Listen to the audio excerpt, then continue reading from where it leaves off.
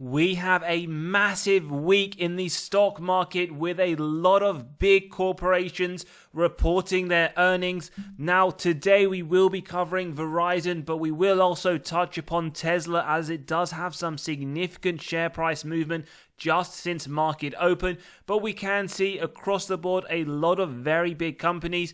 As always though, drop your points below any companies that you do want us to cover this week that are reporting. As we can see, Thursday after close will be a big one. We have Microsoft and Alphabet reporting, and across the board we can see some very big names.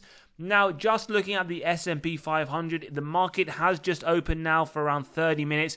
We can see some companies across the board are up. We also see other companies that are pretty much flat. And in today's episode, whilst we do want to focus on Verizon, we just want to touch upon Tesla very briefly. Now, they are due to report tomorrow after close, and they are continuing their down trend, 42% down year to date. 2% down just today. Again, the market has only been open for the last 30 minutes, so it will be interesting to see, but it looks like the market is factoring in some very poor earnings from tomorrow's release.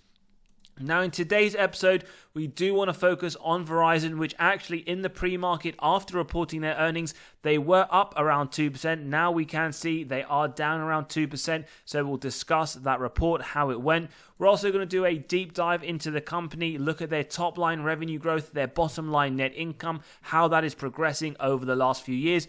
And for a company that does take on a significant amount of debt, we do want to look at their balance sheet, a quick health check, total cash versus total debt. And as always, we will do the usual analysis on the insider movement, buys and sells, institutional buys and sells as well, and take a look at, importantly, their dividend safety. This is a company with a very high starting yield of 6.6%.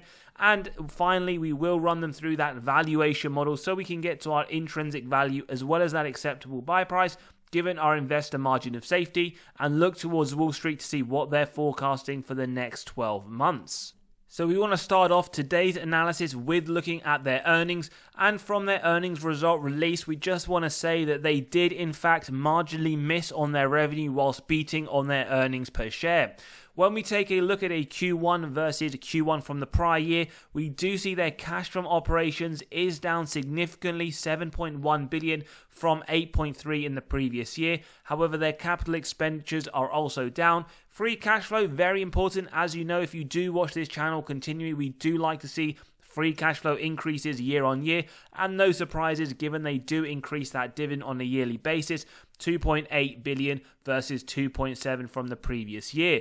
Now, do bear in mind, a company like Verizon, it is a massive grower, and we can see their total consolidated revenue has only grown by 0.2%. When you look at their earnings per share adjusted, it is in fact down 4.2% year on year.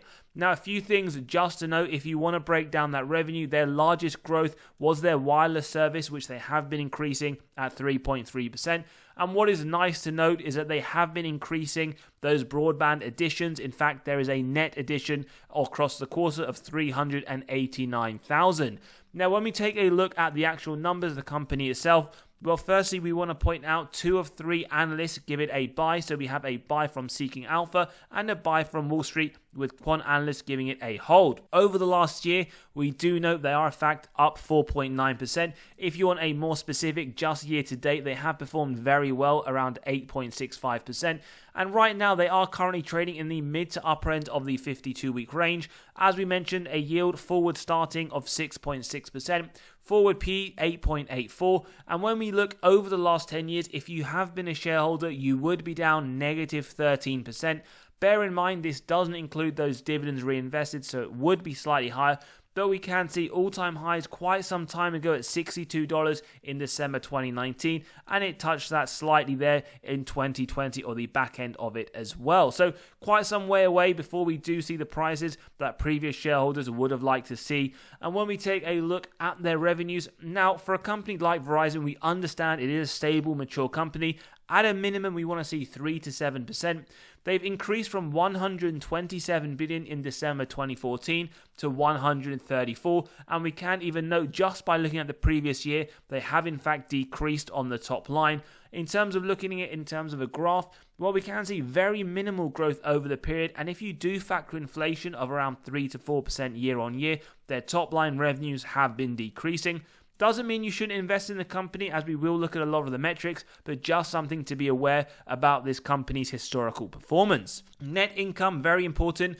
With revenue that has marginally increased, we do want to see their bottom line increase. 9.6 billion in 2014, 11.6 in their more recent year, and again, similar to their top line, we do see a decrease from the previous year. And looking at it in a graph, very, very inconsistent. So we can see whilst top line has marginally increased, their bottom line, whilst it has in fact marginally increased as well, a lot more inconsistent year on year. Now, I will give my own thoughts about this company towards the end as well. In terms of the health of this company, so their total cash versus their total debt, they had around 11.1 billion in cash and short-term investments in 2014. They now sit on around 2.1 billion. So it has dropped massively over the last 10 years. Something just to bear in mind. In fact, it has been pretty much a downward trend across the years, year on year. Now, numerically and directionally, how does their total debt compare? And we do already know this is a company, this industry, where they do hold a large amount of debt. 113 billion in 2014, and we see in their more recent annual report 179. So their cash has depleted significantly, with their total debt increasing massively over the longer term, and this will be very important when we do look at that dividend safety, but at least now you can understand where we are understanding or getting this information from. A quick look then, we want to look at both the growth and as well as the profitability.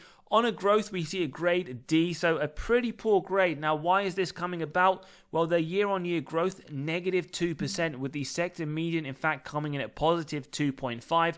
Forward-looking, they are anticipating very marginal growth. Again, industry leaders, sector median of 2.64%. And across the board, we can see very, very poor increases, whether that's their earnings before interest and tax, their EBIT growth, and the same to go for their EPS growth as well. Now, in terms of their EPS forward, they are expecting around 1.48% growth year on year for the next 3 to 5 years. And what we can see here, sector median coming in at 10.08%. So they are lagging on quite a lot, hence why they are getting that D grade, something to bear in mind. Conversely, their profitability, they get the best grade obtainable at an A+. A few things that we like to talk about: their gross profit margin, 59%, a lot better than the sector median. Their bottom line margin as well, 8.7%, with the sector median at 2.6%. Now, a lot to like about their profitability, but if they are getting a very strong profitability score, but in terms of growth, it is minimal, in fact negative, it isn't the best sign of a company. Now, in terms of their cash from operations, we can note an A+ as well, 37.48 billion, with the sector median coming a lot lower. But we also see a lot of metrics, so feel free to pause if you do want to take a look at any of these in detail and compare them to the sector as well.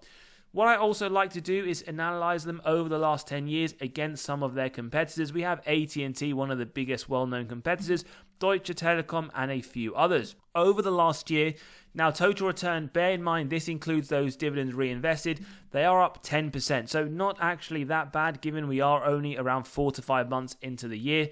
When we extend that over the last 5 years, what we note, in fact, they are down the worst performing. So over the last year, they go from being the best performing, when you zoom out to the last 5 years, the worst performing.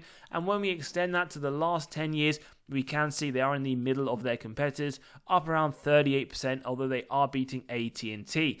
Now, one thing I would say, pretty horrendous return over the last 10 years, especially if you are reinvesting, you are expecting a much better return. So what I would say is past performance, it doesn't mean this is going to happen again over the next 10 years, but at least you know, based on the company, based on the metrics we're running through, that this is how they are performing. And if the metrics that we go through aren't essentially improving, then don't expect their overall performance to improve. When we take a look at insider ownership, around 0.2% or 0.02%, I should say, they did have insider selling of 3.29 million over the last 12 months. We note over the last few quarters, quite a fair amount of selling. When we look in particular to see who they are, we can in fact see in February twice, 2 different occasions, the CEO, Kyle M, did sell, as we can see here, 39,000 shares. and we can see the amount here over $1 million in combination. So CEO has been selling in February, the share price pretty much around the share price right now. So this is why I don't really say selling is a bearish signal, but as always, transparency, we do show both buys and sells for every company we analyze. How about the institutions? Well, 62% institutional ownership, 10.81 billion worth of sales by the institutions over the last 12 months. We see a fair amount more of buying, 17 or just under 17 billion during the same period. When we look at the more recent quarters, well, the last 2 quarters, we do see more buying than selling. So not just over the last 12 months, but also over the more recent quarters. So something to factor into your analysis, but never, ever, ever, ever buy companies based on what insiders are doing or what institutions are doing. Always do your own due diligence and always have your own investment thesis. Now, before we look at the dividend safety and look at the metrics, just to let you know, we have released our latest free weekly article. This is probably one of the most important ones. A lot of people ask us, where do we get all the information for our analysis? Well, in this, we go through and explain every single website so you can access them for yourself. All completely free. If you do want to access any of these newsletters, do click on that pinned comment and you can start reading. Now, let's take a look at their metrics. Straight away, dividend safety score, it does sit at 70. It does look to be safe. Market cap, 170 billion. It is, in fact, a mega cap company. So now let's take a look at some key recessionary metrics. Well, last recession, they did, in fact, increase the dividend. They had negative 1.2% sales. Bear in mind, this was above the average growth of the S&P that sat around negative 12. And they also significantly outperformed, negative 38, with the S&P coming in at negative 55. Now, dividend growth, not the greatest, let's be honest, 1.9% last September, 2% over the last 5 years. And in fact, we can go back to the last 20 at 3%. Why do I say this is not great? Regardless of them giving you a 6 to 7% yield, bear in mind the US inflation rate over the last 40 years has increased by 4%. So that means if you are not getting essentially an increase in your dividend or your assets or your salary by a minimum of 4%, you are in fact taking a pay cut and losing your purchasing power. One thing to note, they have been increasing those dividends for the last 17 years whilst paying a dividend for the last 40 without a reduction. Dividend yield theory, what does it state? Well, it states a company is undervalued when the current yield sits above the 5-year average. So we have one signal of undervaluation here and another signal here with a forward P below the 5-year average. So a double signal. Bear in mind, we don't look at any of these models in singularity. We will conclude towards the end with the valuation. And we can see communication sector P does sit much higher. Well, how about the free cash flow payout? What we want to see, my personal blanket rule is 60%. The reason for this is it gives me faith management can offer those lovely double-digit dividends we love to see as dividend growth investors. Telecoms, we will have to extend it a little bit higher as they do pay the majority of their free cash flow as dividends.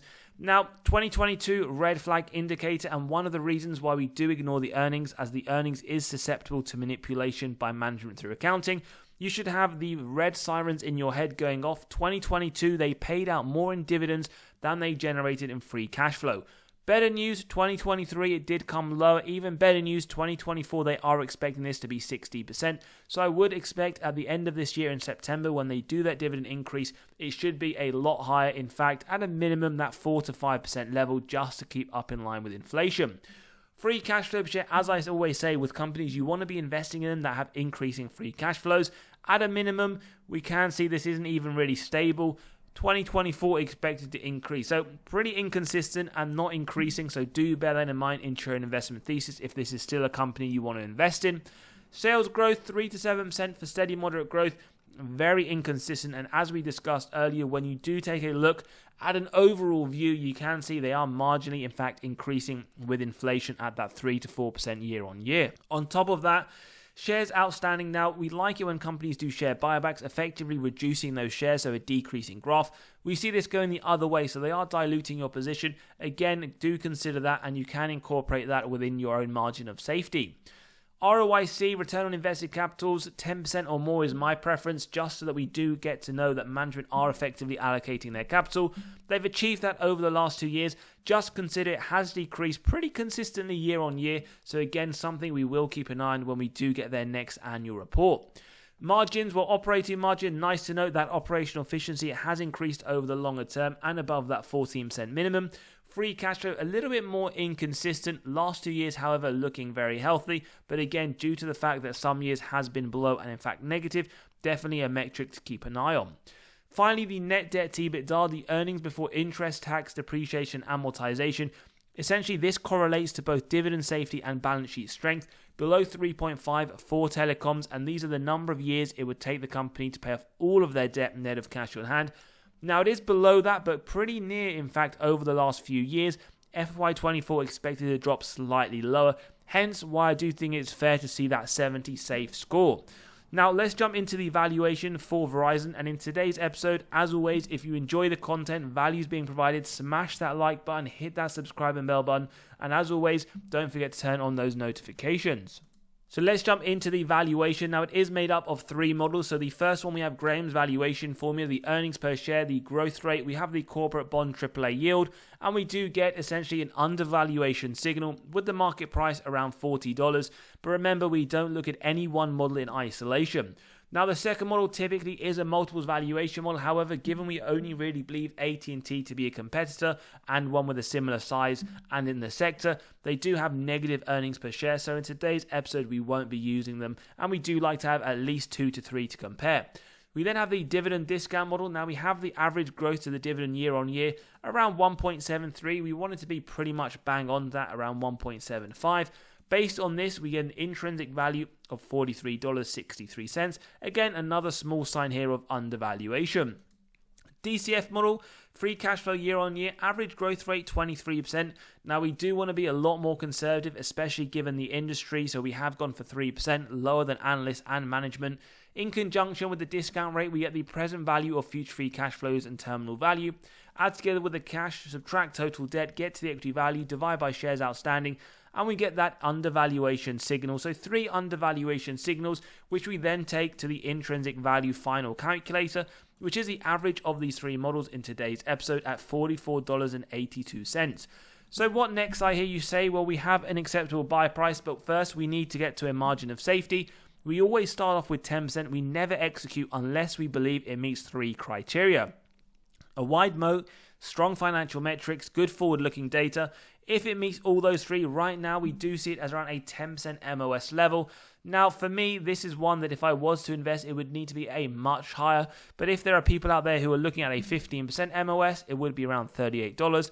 At 20%, around $35.85, and at 25%, around $33.61. So in today's episode, around a 10% MOS level. In terms of Wall Street and what are they forecasting? Well, they see a price target of $45 or just over $45 with upside of 13% over the next 12 months. Now, this is one that I don't hold in my portfolio. It's one that I will never add into the portfolio. There is just too much risk in terms of being outperformed by many, many other stocks over the longer term. Yes, the yield is very nice, but if overall the share price continues to decline, why would you want a company like this? Even if you are an income investor, I do believe there are a lot better options out there if you do just want those dividends, like Ultra. However, for me, this is one that even at a margin of safety of 20%, over the long term, when you look at the direction of this company, they are barely increasing their top line in line with inflation. Their bottom line net income, very, very, very inconsistent. Their margins, as we saw, the free cash flow margins, very inconsistent as well. So there is a lot to really think about. Their net debt to EBITDA is fairly high. So again, lots of negatives. And when we do look at many other stocks on this channel, this would have to be one of the worst ones there. Now, as always, let me know your thoughts in the comments below. Is Verizon maybe one that you're adding? Maybe it's on your watch list, or maybe it's one you're selling. But those are just my own personal thoughts. Every investor will have their own investment thesis. As always, if you enjoyed today's episode, smash that like button, hit that subscribe and bell button. Let me know your thoughts in the comments below. And also, don't forget, do let me know if there are any other companies you do want us to analyze over the course of the week that are reporting their earnings. As always, see you on the next episode. And for now, take care.